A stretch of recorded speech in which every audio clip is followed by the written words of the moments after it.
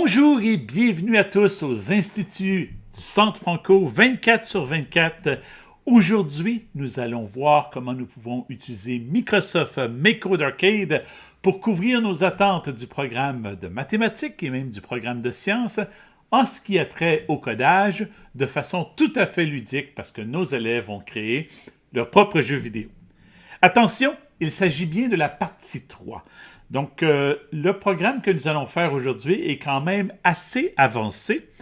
Si jamais vous regardez la vidéo et vous semblez totalement perdu, je vous invite à aller voir la partie 1 et la partie 2 sur le site des Instituts 24/24 du Centre Franco, où nous allons commencer dans la partie 1 en douceur pour ensuite épicer un peu les choses dans la partie 2.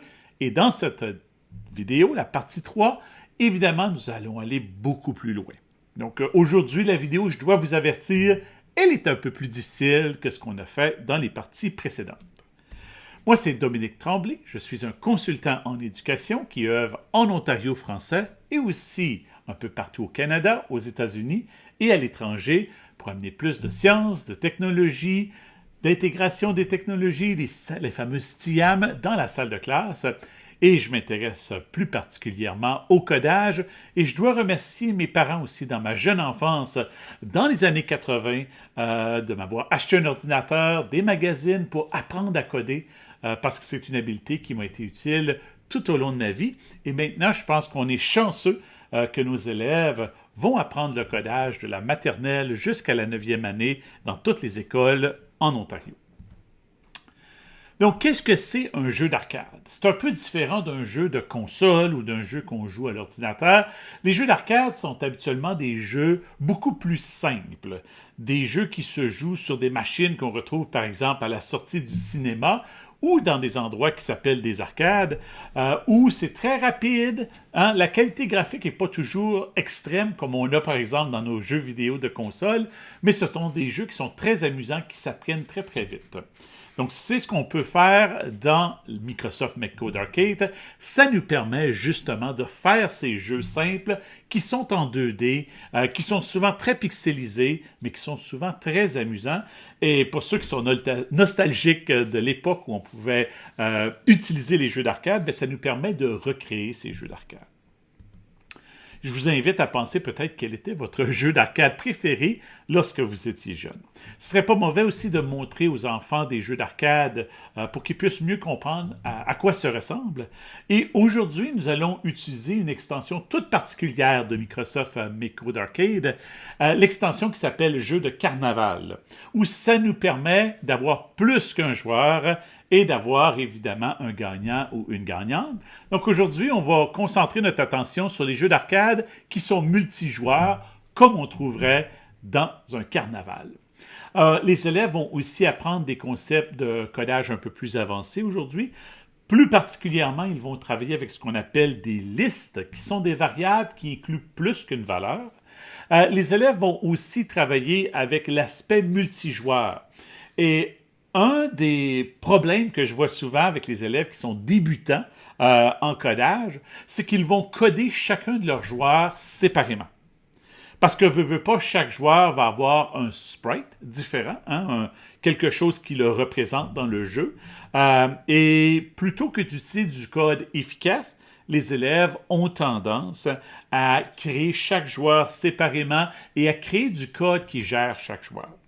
C'est possible de le faire comme ça, mais aujourd'hui, on va vraiment se concentrer sur la formalisation et l'abstraction du code dans lequel on va vraiment créer un seul code pour tous les joueurs et on va inclure des paramètres.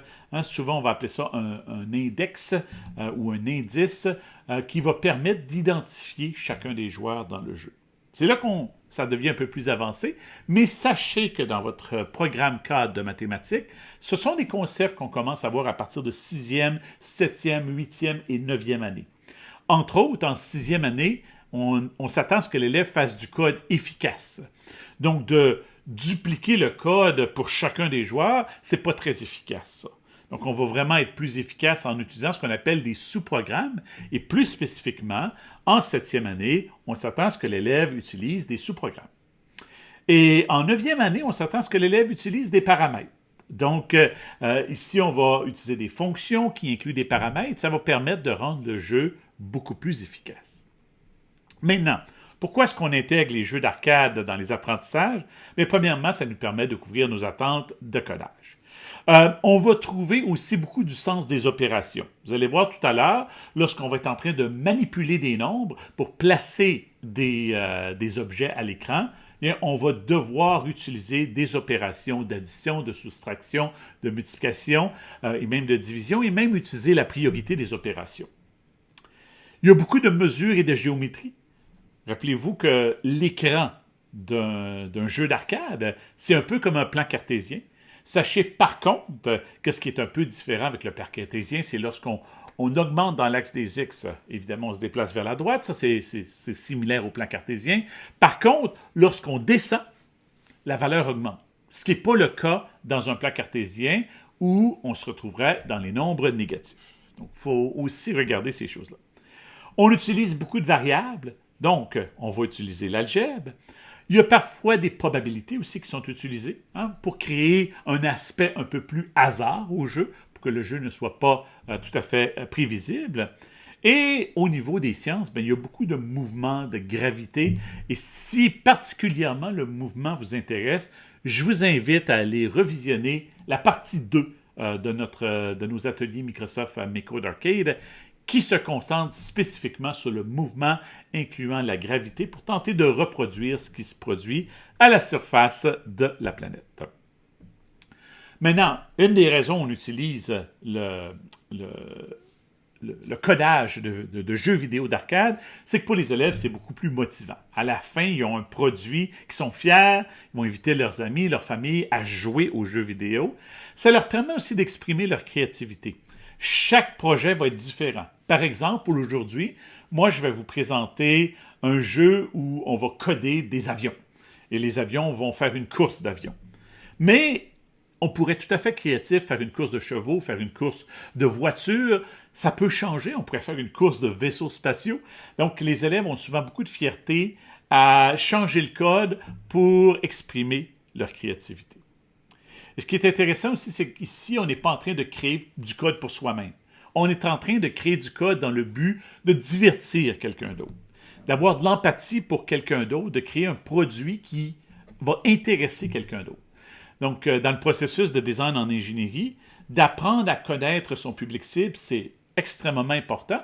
Et l'élève, s'il fait un jeu pour un jeune enfant versus un ado versus un adulte, le jeu va prendre différentes formes, va probablement avoir différentes thématiques. C'est exactement ce qu'on veut. L'élève apprend à connaître son public cible et va coder en fonction de son public cible. Donc, certains des concepts de mathématiques qu'on va voir et revoir aujourd'hui, le plan cartésien, en version un peu modifiée, comme je vous le mentionnais, le sens des opérations, lorsque va venir le temps de jouer avec les valeurs des nombres, les probabilités, lorsqu'on veut ajouter un élément d'incertitude au jeu, l'algèbre, lorsque va venir le temps d'utiliser les fameuses variables, et au niveau du mouvement, il peut y avoir l'accélération, la vitesse. Si ça vous intéresse, encore une fois, pour ces concepts, je vous invite à retourner voir la partie 2. Maintenant, il y a plusieurs gens qui me disent pourquoi on utiliserait Microsoft MakeCode Arcade quand Scratch existe. Et Scratch est une excellente plateforme pour faire du codage. Par contre, ce n'est pas la meilleure plateforme pour faire des jeux vidéo. C'est possible, mais Microsoft MakeCode Arcade est une plateforme qui est spécifiquement faite pour le codage de jeux vidéo. Donc, ça donne plus de possibilités aux élèves en ce qui a trait aux jeux vidéo. Et ce qui est intéressant, c'est à la fin du codage, l'élève peut toujours envoyer son projet vers une mini-console de jeu. Comme je vous invite à aller voir les fameux Meowbit, si vous cherchez ça en ligne, vous allez trouver que le Meowbit est une plateforme qui est compatible avec Microsoft MakeCode Arcade. Donc, lorsqu'on a terminé de coder, on peut injecter le code dans cette petite console de jeu. C'est tout à fait miniature et on peut ensuite jouer le jeu sur cette plateforme. Donc, ça offre des possibilités plus intéressantes. On va tout de suite passer maintenant au codage. Donc, je vous invite à aller sur le site de Microsoft MakeCode Arcade et je vais m'y rendre moi aussi dès l'instant pour qu'on puisse commencer notre codage. Donc, donnez-moi un instant. Donc, voici le fameux écran. Sachez que lorsque vous arrivez sur arcade.makecode.com, vous pouvez venir ici en haut à droite et vous brancher avec votre compte. Il peut s'agir d'un compte Microsoft. Il pourrait aussi s'agir d'un compte Google. C'est pas obligatoire d'avoir un compte, mais sachez que si vous n'avez pas de compte, ça va utiliser les cookies de votre navigateur web. Donc, si jamais vous videz les cookies ou ce genre de choses-là, les projets vont disparaître. Donc, c'est préférable de se brancher avec notre compte scolaire. Comme ça, tous nos jeux vont être enregistrés. Sachez aussi que Microsoft MakeCode Arcade, si vous regardez, il y a énormément de projets qui sont disponibles et qui sont suggérés à l'élève. La plateforme, elle est disponible en français. N'oubliez pas de venir ici sur la petite roue d'engrenage, de choisir langue et de choisir la langue française. Sachez que si parfois ça va apparaître en français parce que votre furteur, que ce soit Microsoft Edge ou Google Chrome, fait automatiquement la traduction. Mais si vous voulez vraiment avoir la version française, je vous suggère de venir sélectionner français, même si ça apparaît déjà en français. Ceci dit, il y a encore quelques mots de l'interface de Microsoft MakeCode Arcade qui ne sont pas traduits et vous allez le voir aujourd'hui. Donc, on espère qu'au fil du temps, les mots vont être traduits. Ce qui veut dire aussi que ça se peut que vous regardiez la vidéo quelques mois ou quelques années après la production. Donc, il y a des chances que des mots qui apparaissent en anglais sur mon écran soient maintenant disponibles en français sur votre écran. Donc, pour créer un projet, je vais venir ici sur « Nouveau projet » et je vais lui donner un nom. Moi, je vais faire une course d'avion. Je vous suggère de ne pas mettre d'accent et pas mettre d'espace. Comme ça, si jamais vous voulez l'envoyer vers une console de jeu, le nom de fichier va être compatible. Et c'est aussi une bonne pratique pour les élèves d'apprendre à ne pas utiliser les accents et les espaces en codage, parce que la plupart des langages de programmation ne le permettent pas. Encore une fois, si vous avez besoin d'instructions de base sur l'utilisation de Microsoft MakeCode Arcade, je vous invite à aller visionner la vidéo 1 et la vidéo 2. Nous allons maintenant commencer ici au démarrage et la première chose que je vais avoir, c'est une scène. La scène, ça se retrouve à être l'arrière-plan. Donc, je vais venir dans scène ici, je vais venir définir mon arrière-plan, quelque chose qu'on a déjà appris dans les capsules précédentes. Et là, moi, je vais tout simplement aller dans la galerie ici pour choisir une scène déjà existante. Donc, je peux choisir, par exemple, une scène ici où il y a un ciel. Donc, ce serait normal que mes avions volent ici.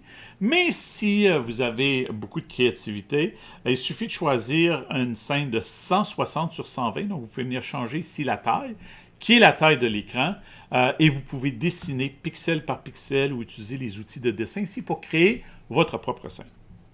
Je vais cliquer ici sur « Terminer » et là maintenant, vous allez voir que déjà sur mon écran, la scène va apparaître. Étant donné qu'on va avoir plusieurs joueurs, c'est important en début de jeu, et on n'avait pas fait ça dans les capsules précédentes, d'aller détruire tous les anciens joueurs. Juste au cas où dans la mémoire, il resterait des joueurs. Donc, je vais venir ici dans les sprites. Sprites, je vous rappelle que ce sont les objets qui apparaissent à l'écran. Et je vais venir ici chercher un qui s'appelle « Effacer tous les sprites », donc détruire tous les sprites de type. Et moi, j'aime bien utiliser des variables en français. Je pourrais garder le type player, mais moi, je vais venir ici ajouter un nouveau type qui va s'appeler le type joueur, juste pour avoir un peu plus de français. Maintenant, étant donné qu'il s'agit d'un jeu multijoueur, je vais avoir plus qu'un sprite. Donc, rappelez-vous qu'à l'époque, on venait définir un sprite comme ça de type player ou joueur et on dessinait notre sprite. Et comme je vous disais, des élèves débutants viendraient probablement mettre, disons qu'on veut le faire à 4 joueurs, ils viendraient mettre ce bloc-là 4 fois. Et ils appelleraient ça peut-être l'avion 1, l'avion 2, l'avion 3, l'avion 4. Et ils dessineraient 4 avions et ils créeraient 4 sprites en utilisant 4 blocs de code de type définir MySprite. Ce n'est pas ce que je vais faire ici. Ce que je vais faire ici, moi, je vais venir plutôt ajouter l'extension multijoueur. Et ça, vous allez trouver ça dans extension ici.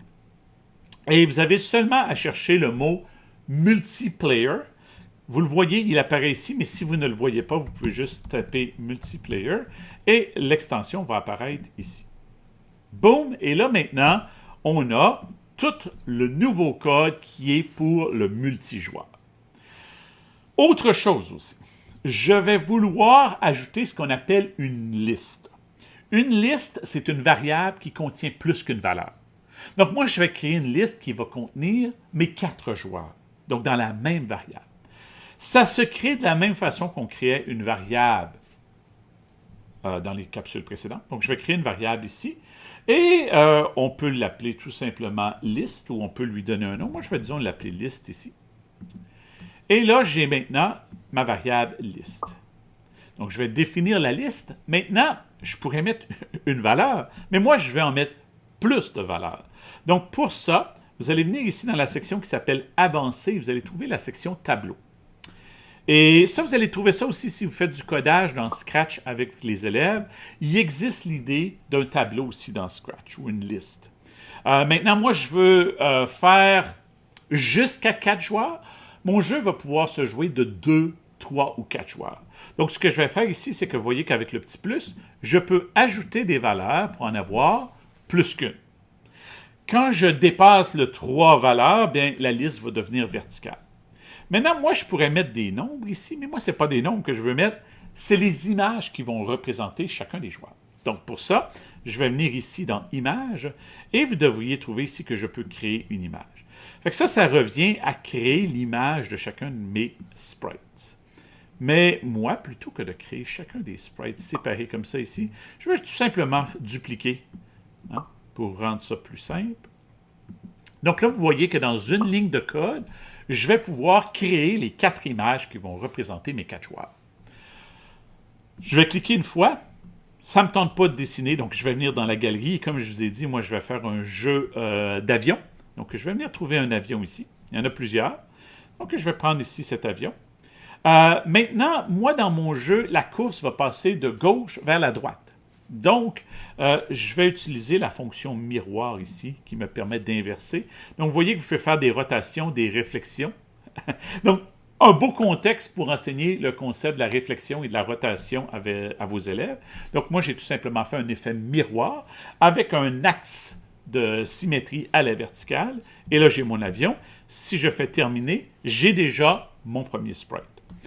Pour le deuxième sprite, je veux que tous mes avions soient pareils, mais je veux qu'on puisse les reconnaître. L'avion du joueur 1, 2, 3, 4. Donc, ce que je vais faire, c'est que si je viens dans mes ressources ici, j'ai déjà mon avion que j'ai inversé. Donc, je vais le sélectionner. Mais là, je vais créer de la couleur. Donc, je vais utiliser le petit pot de peinture ici. Je vais choisir une autre couleur.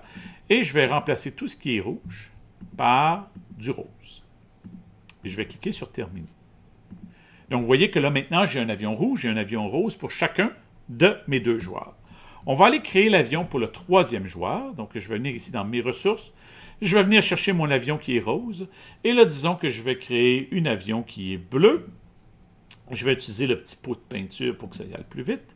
Et je vais peinturer les parties roses en bleu. Comme ça ici. Et voilà. Boum. Et il me reste un dernier joueur. Au cas où j'ai 4 joueurs qui jouent à mon jeu, je vais utiliser la même stratégie. Je vais venir chercher celui-ci. Je vais, disons, en faire un qui est jaune.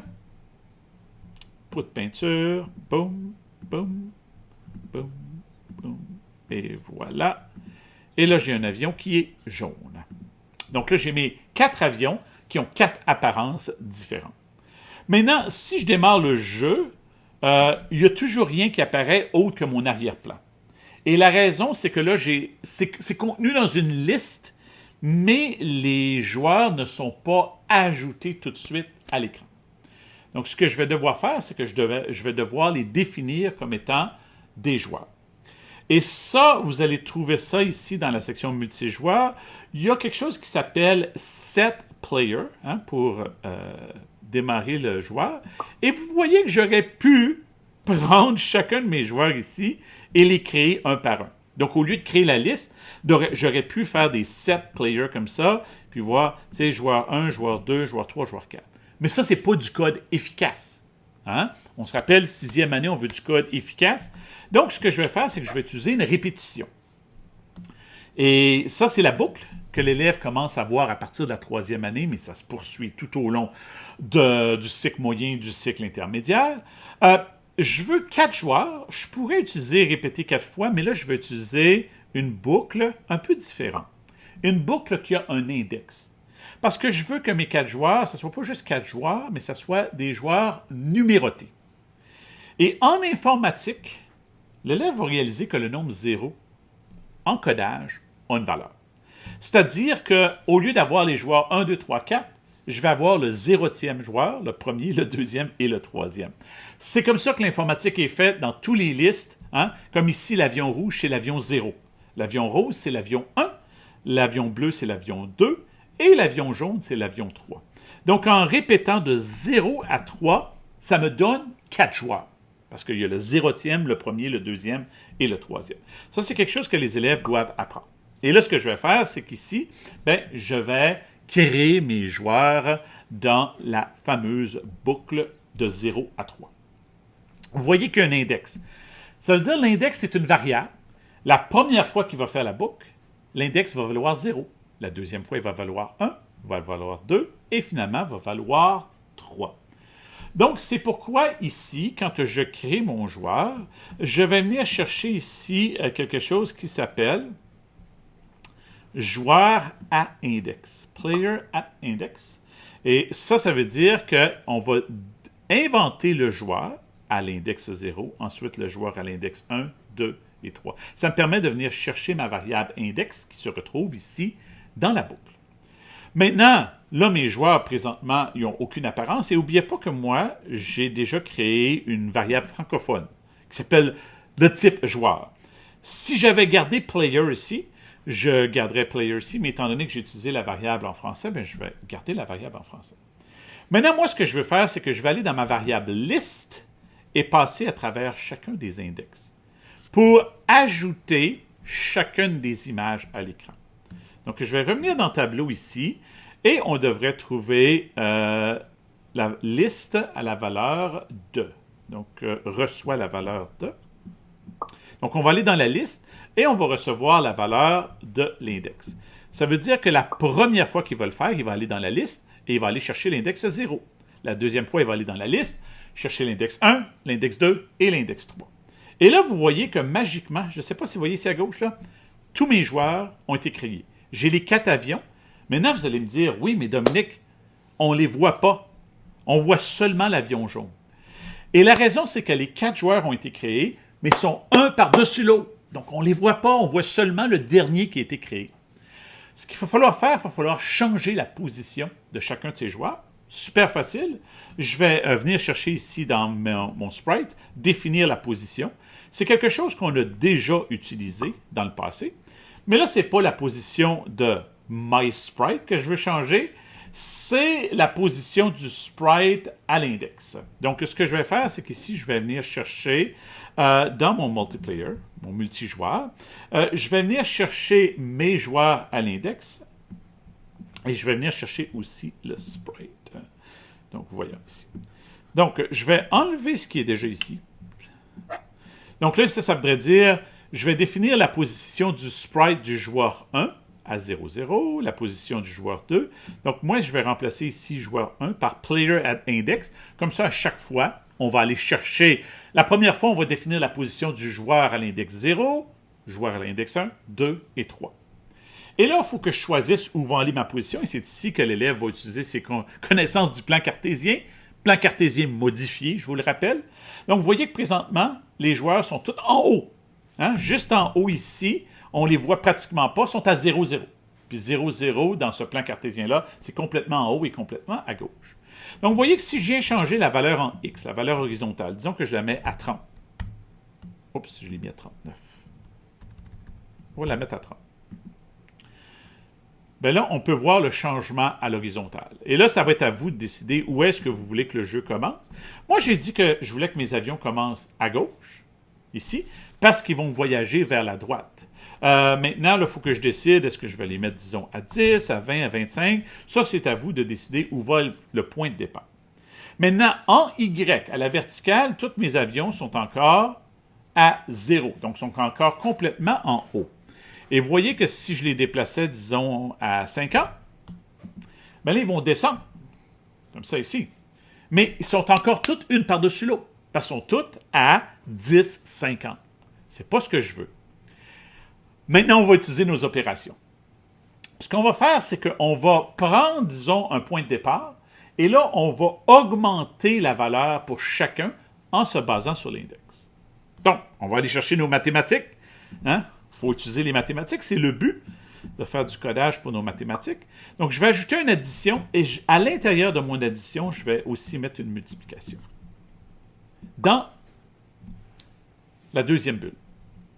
Vous voyez qu'ici, avec la priorité des opérations, la multiplication va être faite en premier et ensuite l'addition parce que la bulle démontre un petit peu comme si c'était des parenthèses. Donc là, ce que je vais faire, disons que je vais dire, je vais commencer, disons, à 20. Et là, je vais aller, mon index, multiplié, disons, par 30. Et là, on va aller voir qu'est-ce que ça donne. Hein? Je l'ai pas mal du premier coup. 20, ça veut dire que ça va être la position du premier, parce que si vous regardez bien, mon premier avion, c'est le zérotième. Donc 20 plus 0 fois 30 me donne 20. Le deuxième avion va être à 20 plus 1 fois 30. 20 plus 30 est égal à 50. Mon troisième avion va être à 20 plus 2 fois 30. Donc 20 plus 60, il va être à 80. Je les trouve un petit peu trop proches du rebord. Ça, c'est ma position en X. Donc, je vais peut-être modifier ma position à X à 15. Voilà. Si je les veux un peu plus rapprochés, je pourrais mettre 25 ici, comme ça. Ils vont être à 25 pixels de différence. Vous voyez, ils sont un petit peu plus rapprochés. Et là, je pourrais peut-être les centrer un petit peu plus. Mon avion jaune est quand même plus loin du bas que mon avion rouge du haut. Donc, je pourrais peut-être mettre 25 ici. Et ça, vous pouvez jouer avec ces nombres-là. En fait, je vous invite à encourager vos élèves à jouer avec ces nombres pour tenter de voir qu'est-ce que ça donne. OK. Donc là, à date, on a des avions, sont bien placés, mais on n'a pas encore vraiment de but au jeu. Le but, c'est que les avions vont faire une course et arriver à la ligne d'arrivée. Donc, il va falloir se créer un sprite pour la ligne d'arrivée. Et ça, je n'ai pas besoin de 4 sprites, donc je n'utiliserai pas une technique de boucle pour y arriver. Je vais tout simplement définir mon sprite ici. Maintenant, moi, j'aime pas ça, un sprite qui s'appelle juste MySprite. Donc, on va lui donner un nom. Je vais donner une nouvelle variable et je vais l'appeler arrivée. N'oubliez pas que j'utilise pas d'accent, pas d'espace dans les noms des variables. Et là, je vais venir dessiner de quoi va avoir l'air la ligne d'arrivée. Ça, c'est pas un joueur, donc je ne le garderai pas player. Je vais ajouter un nouveau nom et je vais dire, disons, c'est un sprite de type fin. OK? C'est important de changer le type pour que ce ne soit pas un type joueur. Encore une fois, j'aime utiliser les mots en français le plus possible. Et là, ici, dans mon sprite, je vais venir dessiner la ligne d'arrivée. Maintenant, la ligne d'arrivée, je dois dessiner de sa largeur. Donc, disons une largeur de 10. Et disons une hauteur, pour faire tout l'écran, là, de 120. Donc, vous voyez que vous pouvez changer la taille du canevas qui est utilisé. Et là, je vais tout simplement créer quelque chose de très simple. Je vais la colorer comme ça. J'ai utilisé le pot de peinture, je la colore. Terminé. Et la ligne d'arrivée devrait apparaître à l'écran.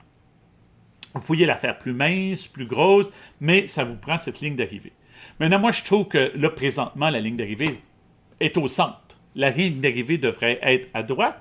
Donc, je vais tout de suite venir définir la position. C'est quelque chose qu'on a déjà fait. Donc, on va définir la position. Et là, la position, c'est la position de la ligne d'arrivée. Hein? Donc, on va venir choisir, disons que là, présentement, elle est à 0. Donc, disons que je la mets à 100. On va voir qu'est-ce que ça donne. OK, la ligne d'arrivée est encore trop au centre. Disons qu'on va la mettre à 120. On va voir qu'est-ce que ça donne. On veut quand même qu'elle soit pas mal à droite. Là. Donc, disons que je vais aller à 150. Déjà mieux. Et là, ben, elle est trop haute, donc on va vouloir la baisser. Je vous rappelle qu'en la baissant, on va augmenter la valeur en Y. Donc, disons que je vais aller à 60. Voir qu'est-ce que ça donne.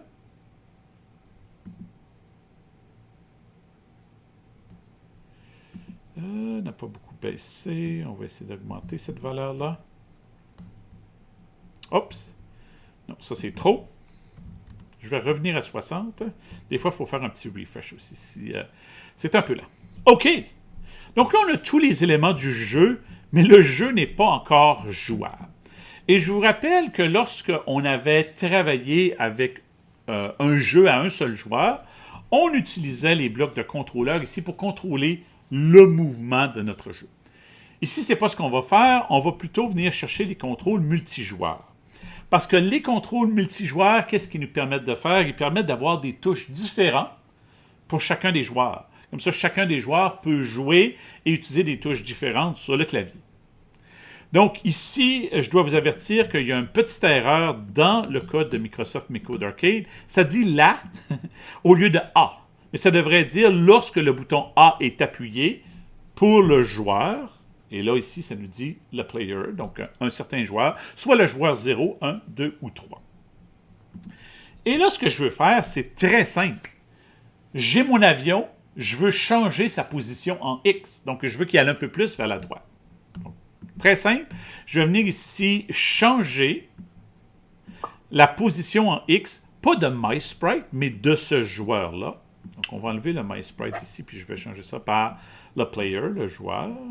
Maintenant, ici, n'oubliez pas que c'est le sprite du joueur et non le joueur. Donc, il va falloir que je vienne chercher ici le sprite du joueur, comme ça ici. Donc, je suis venu chercher ça ici dans Multiplayer. C'est le sprite du joueur que je veux. C'est pas vraiment... Il faut comprendre que c'est pas le joueur comme tel. T'sais, le joueur, ce serait par exemple joueur 2. Mais là, c'est le sprite du joueur 2 que je veux déplacer. Et là, ici, vous pouvez jouer avec les valeurs. C'est ici, encore une fois, qu'on vient chercher nos mathématiques. T'sais, si je mets juste 1, et là, vous voyez que je commence à appuyer sur le bouton, mon avion avance, mais c'est lent. Donc ici, je pourrais par exemple choisir, disons, 5. Et là, à chaque fois que j'avance, ben, l'avion avance un peu plus. Ici, choisissez la valeur, si vous voulez y aller avec 10, 15, 20, 5, 2, 3, c'est votre choix.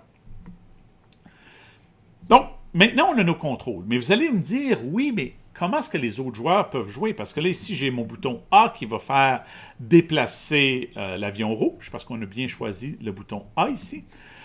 Sachez que si vous venez cliquer ici sur clavier, vous allez voir les codes à utiliser pour les autres joueurs. Par exemple, le bouton A pour le joueur 2, c'est la lettre U. Donc là, si je fais la lettre U ici, vous voyez que mon avion rose va avancer. Donc c'est comme ça qu'on peut aller jouer avec les différents joueurs. Et il y a une option vraiment cool aussi qui permet de faire du multijoueur à distance. Je vais vous présenter ça vers la fin. Mais pour le moment, bon, on va jouer sur le même clavier. Donc, on aurait un élève, si on joue sur le clavier comme tel, qui ferait la barre d'espacement, le spacebar, et un élève qui utiliserait la touche U. Évidemment, ben, c'est celui qui réussit à le faire le plus rapidement possible. Je vous rappelle qu'on est dans les jeux d'arcade, mais aujourd'hui, on vise même un peu plus les jeux de carnaval. OK, il manque juste une chose. Il faut déterminer, parce que là, si j'avance, il n'y a pas de gagnant. Il n'y a personne qui nous dit « tu as gagné ». Donc, il manque cette partie-là. On va le faire. Relativement facile. On va aller chercher quelque chose qu'on a déjà appris dans la formation numéro 1 et la formation numéro 2. L'idée de chevaucher. J'ai un sprite qui chevauche un autre sprite. Donc, je vais venir ici dans Sprite et je vais venir chercher ici chevaucher, on va le trouver là, superposition. Donc, dans la section superposition de sprite, quand j'ai un sprite de type, et là, c'est un sprite de type joueur. Si on avait gardé player, on pourrait garder player. Et il va chevaucher un sprite de type fin. C'est pour ça qu'on a créé un deuxième type de sprite. On a un sprite de type fin. Donc, quand un joueur de type, quand un sprite de type joueur chevauche, donc touche à un autre sprite de type fin, ben là, c'est game over, c'est la fin. Et pour être capable de faire un game over qui détermine qui est le gagnant, parce que vous vous souvenez que dans les capsules précédentes, on était tout simplement allé ici dans la section jeu et on pouvait aller chercher un game over. Mais un game over, à l'époque, vu qu'on avait juste un joueur, c'était victoire ou pas victoire. Mais là, on veut vraiment avoir un gagnant. Donc, pour ça, il va falloir aller chercher une autre extension. C'est l'avantage des extensions, et je vous invite à aller les explorer, les extensions. Une qui s'appelle Carnaval. Voilà. Arcade, Carnaval. Je l'ajoute. Et là, si je viens ici dans la section Carnaval, je vais avoir d'autres options. Et si je viens complètement en bas, on va trouver un Game Over. OK. Game Over ici. Puis là, ça dit juste « Great job ». C'est pas vraiment ce que je veux dire ici. Mais vous voyez que si vous cliquez sur le petit plus, Vous pouvez dire comment est-ce que ça va se célébrer. Donc là, si je l'essayais en ce moment, là, disons que j'appuie sur le spacebar puis je fais gagner mon avion rouge. Ça fait tududududim, et ça me dit que ça me dit juste great job. Ça me dit pas quel joueur a gagné. Ça lui a mis des confettis parce que j'ai choisi confetti. Vous pouvez ici cliquer sur le plus et vous pouvez choisir quel va être le son qui va être utilisé lorsqu'on gagne. Donc là, si je redémarre le jeu et je fais gagner mon joueur numéro 1, qui est dans le fond mon joueur numéro 0, c'est la chanson qui joue, mais vous en avez d'autres que vous pourriez choisir ici. Maintenant, c'est pas tout. On veut juger qui a gagné. Donc, si je clique sur le plus ici, vous allez voir qu'il y a plusieurs façons de juger qui est le gagnant de ce jeu. Je vous montre. Il y a le plus haut score, le score le plus bas, le temps le plus élevé, le temps le plus faible ou rien.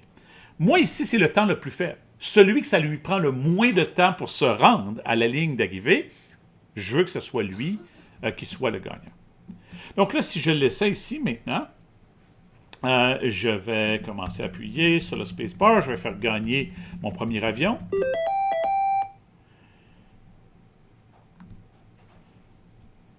Maintenant, on veut... Ça fait juste dire « great job », mais ça n'affiche pas à l'écran qui gagne la partie. Alors, pour déterminer qui est le joueur gagnant, je vais venir chercher ici le numéro du joueur. Vous allez retrouver ça ici où ça dit Player 1 Index, mais je peux changer pour le nombre du joueur. Et ensuite, je peux venir chercher ici le sprite qui correspond au joueur et je vais remplacer ça par le mot sprite qui est ici. Donc, c'est le sprite, c'est le joueur qui a touché à la ligne. Maintenant, si je veux venir mettre ça ici à la place du message, ça ne me permettrait pas de le mettre. Pourquoi? Parce que le message, c'est du texte et ça, c'est un nombre. Donc, il existe ici, dans la section texte, quelque chose qui me permet de prendre un nombre et de le transformer en texte. Et ce que moi, je vais utiliser, c'est quelque chose qui s'appelle la concaténation. Et la concaténation, ça me permet de mettre une phrase et un nombre ensemble.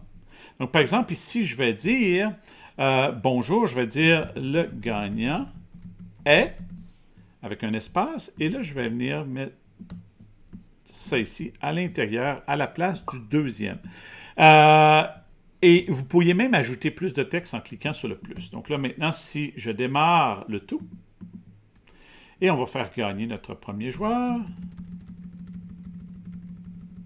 Vous voyez, le gagnant est 1. Et là, je pourrais même dire ici est le joueur espace 1. Je vais faire gagner le joueur 2 pour vous montrer. Donc, je vais faire avancer l'avion rouge et l'avion rose, mais je vais faire gagner l'avion rose. Et là, vous voyez que ça me dit que le gagnant est le joueur numéro 2.